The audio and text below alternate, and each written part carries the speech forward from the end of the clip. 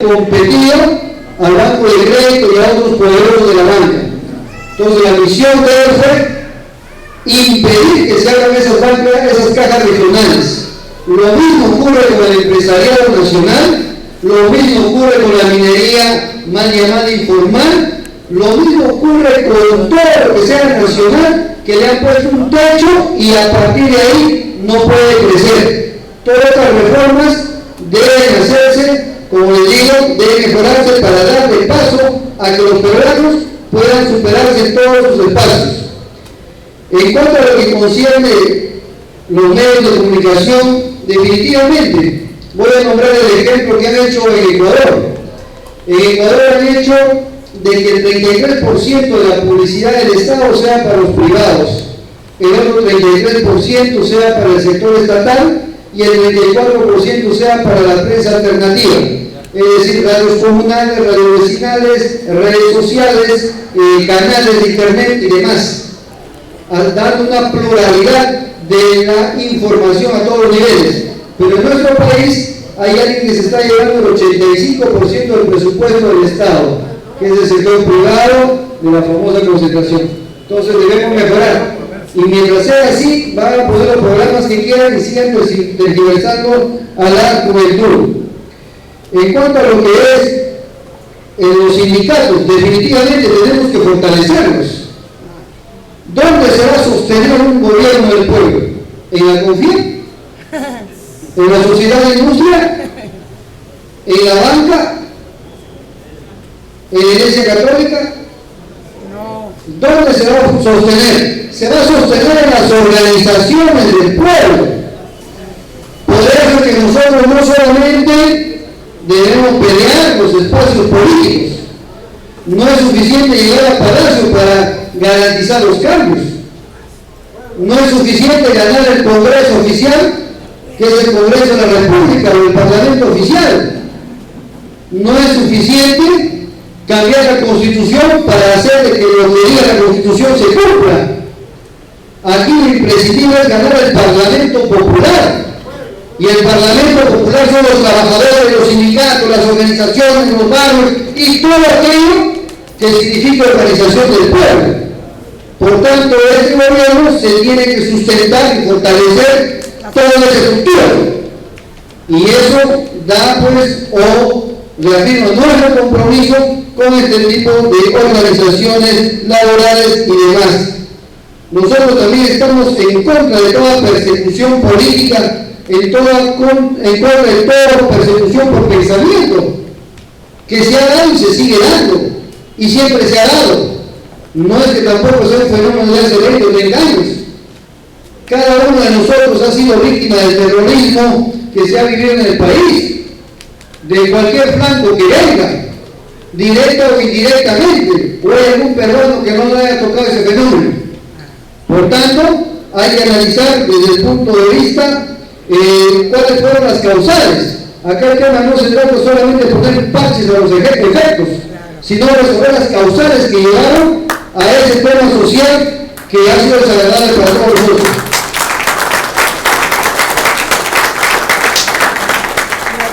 Efectivamente, el tema de transportes, comunicaciones es algo muy esencial. Nosotros estamos asistiendo a los últimos años donde si se accidenta a alguien es un negocio. Y por eso sacaron el SOAT. ¿Quién se enriquece hoy en día con el SOAT? Si no son las aseguradoras y las clínicas privadas. Así de sencillo. Por eso es que queremos que haya un solo sistema de salud pública y un solo sistema de salud pública universal, un solo sistema de calidad y un solo sistema que sea gratuito. Va a acabar con todo ese tipo de seguros y pseudo-seguros que existen en el país. Y eso tenemos que hacer, a eso tenemos que orientarnos. También quiero mencionar con el tema de los pensionistas.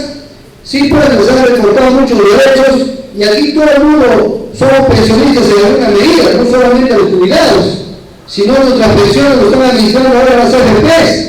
Y hay algo peor, que hay mucha gente que ni siquiera tiene pensiones. Por tanto, el tema laboral hay que verlo no solo a los jubilados en el post laboral, no solo en los que trabajan en el hogar, sino también en el prelaboral, en los que todavía no han conseguido un trabajo. El tema laboral hay que abordarlo ampliamente, pero tenemos que democratizarlo. El Estado puede administrar muy bien eso tras una reforma y una purga total de todo lo que es la ONP, al igual que es el MEF, al igual que es el Banco Central de Reserva y demás. Yo creo que ¿por qué las AFP van a estar cobrando 24 al 18% de comisión simplemente por administrar? Y no solamente han vendido y han privatizado la administración de las pensiones, sino nos han vendido como esclavos y todos a nosotros, que somos los que alimentamos constantemente esas comisiones de esa administración. Por tanto, como parte de la soberanía también implica pues liberarnos de esas ataduras financieras, que tampoco tenemos pues una independencia en ese caso financiero y de pensiones. También las cuencas cocaleras. Sí, nosotros vamos a legalizar nuevamente el cultivo de hoja de coca. ¿Por qué no debemos legalizarlo? Tenemos que formalizar a los agricultores de hoja de coca. Tenemos también que entrar a la industrialización de la hoja de coca y marcar bien claro las pautas de lo que es coca, de lo que es cocaína y esas cosas, porque aquí se arremete contra el pueblo, que es el único sustento que tiene. Y los cultivos alternativos que quieran poner, sí, hay intentos, pero mientras sembrar coca sea más barato, y lógicamente el pueblo no tiene a veces para comprar otras cosas, va a seguir existiendo, y además por temas culturales, religiosos, ancestrales y demás, y propiedades medicinales. Por tanto, este es un tema que debe ser declarado a nivel nacional, un patrimonio, ni siquiera a nivel regional. ¡Bravo!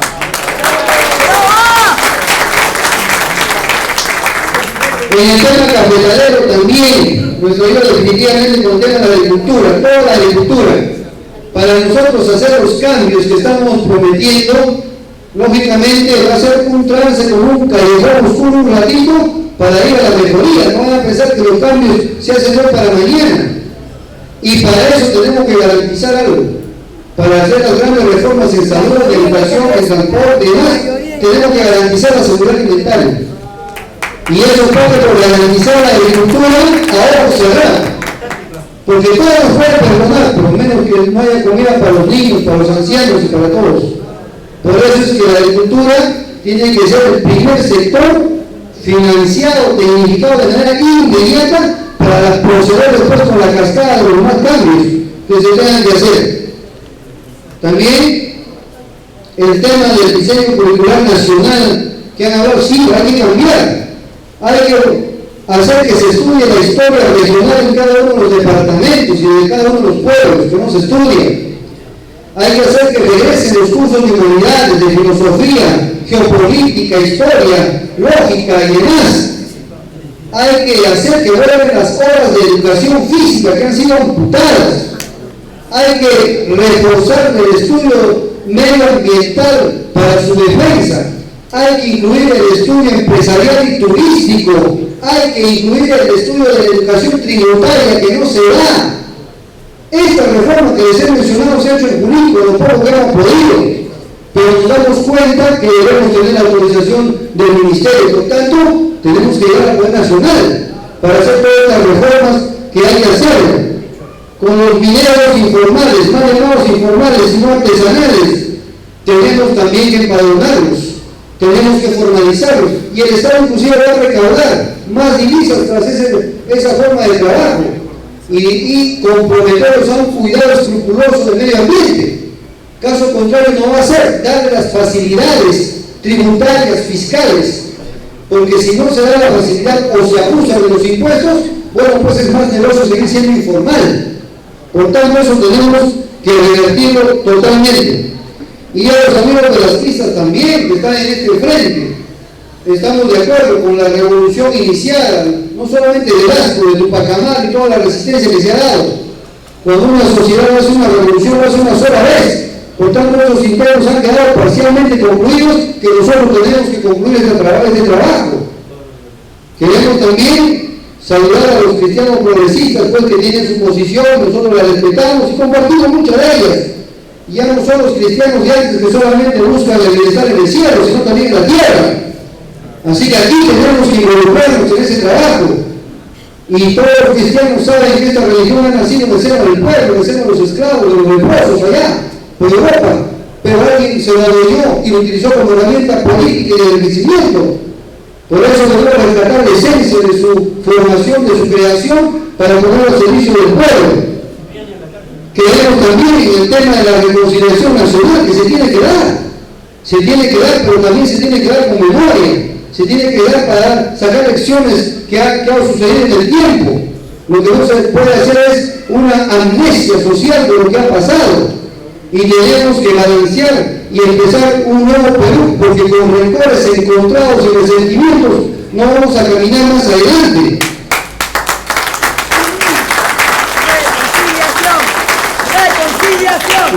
Los terrorismos modernos, sí, pues hay terrorismos modernos.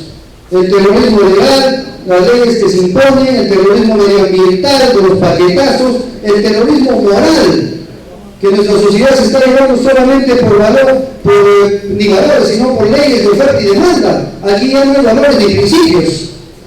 Y mientras sea negocio, hacer crimen, hacer corrupción en una sociedad que se guía por esas reglas, va a seguir existiendo.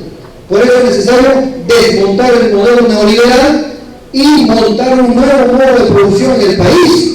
Y ese modo de producción en la Asamblea Constituyente tiene que debatirlo. Por eso es necesaria la Asamblea Constituyente. Por eso es que debemos trazar, si no, ¿cómo desmontamos el neoliberalismo? Es imprescindible comenzar a trabajar sobre esos temas.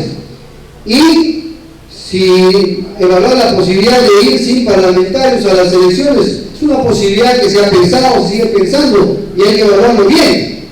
Entonces, vamos a trabajar y hay que reformar todos los sectores, no solamente la policía, el Banco Central de Reserva, el Ministerio de Economía y Finanzas, todo el Poder Judicial, la Contraloría, todas las estructuras.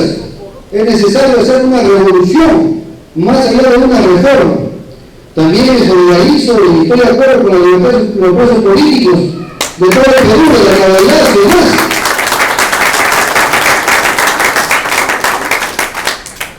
Creo que al pueblo le ha difundido mucha duda de que, muy bien, Perú Libertario va a hablar de eso, pero así nos han hablado hace tiempo, nos han dicho lo mismo.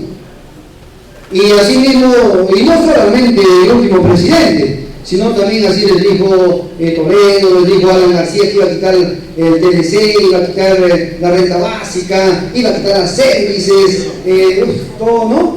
Y nadie cumplió. ¿Cuál es la garantía? La garantía es que nosotros somos un partido forjado en el centro del pueblo. La garantía es que nosotros somos los provincianos, que somos el motor principal en este país.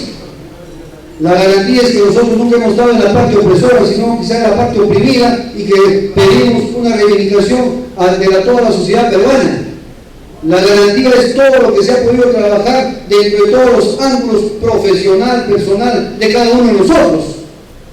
Por eso también, si es que aquí se va a venir a la reunión tras curules, ¿qué deber moral tengo yo de responder entonces lo que digo? Aquí tenemos que venir con convicción, para reclamar convicción, para reclamar cumplimiento con toda la moral de lo que se promete.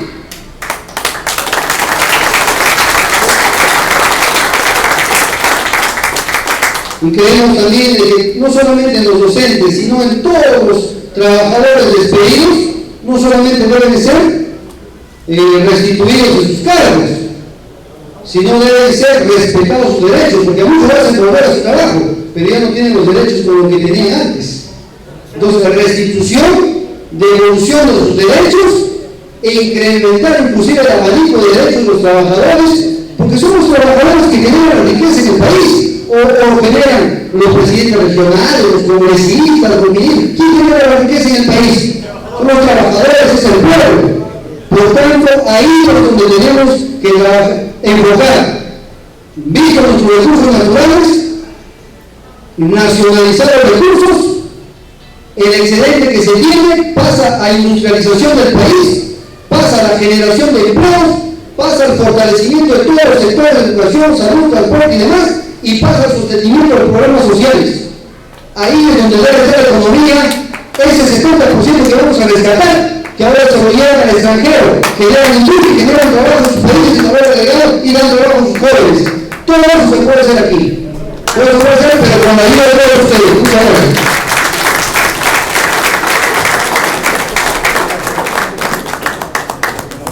Bien, un minuto. El objetivo de esta reunión era la conformación del Gran Frente Político Social. Un segundo. Entonces, este Gran Frente Político Social va a tener el espacio suficiente para plantear cosas concretas de las que nos ha hablado nuestro presidente. Les pedimos propongan un comité que nos ayude a conformar y ampliar este Gran Frente Político Social. Ustedes pueden proponer a alguien, ese comité se reúne luego, un máximo de 7, ¿no es presidente? Máximo de 7, y ese comité va a ser el que va a articular con más organizaciones políticas y sociales este Gran Frente Político Social. Entonces, recibimos sugerencias para ese equipo, en primer término recibimos un equipo coordinador de este Gran Frente Político Social que va a acompañar la labor de nuestro presidente en toda la campaña. Propuestas, pide propuestas. Propuestas, por favor, y nosotros nos vamos a... Sí. ¿Qué equipos hay para sumar? De organización en la radio. A ver, un segundo, por favor, por organización, ¿ya? Vamos a hablar. Sí, su nombre. Mi nombre es René Covella. Propongo el compatriota Pando como representante del caterismo. Ya ver, nombre completo, Pando. Es interno ya. Nombre completo,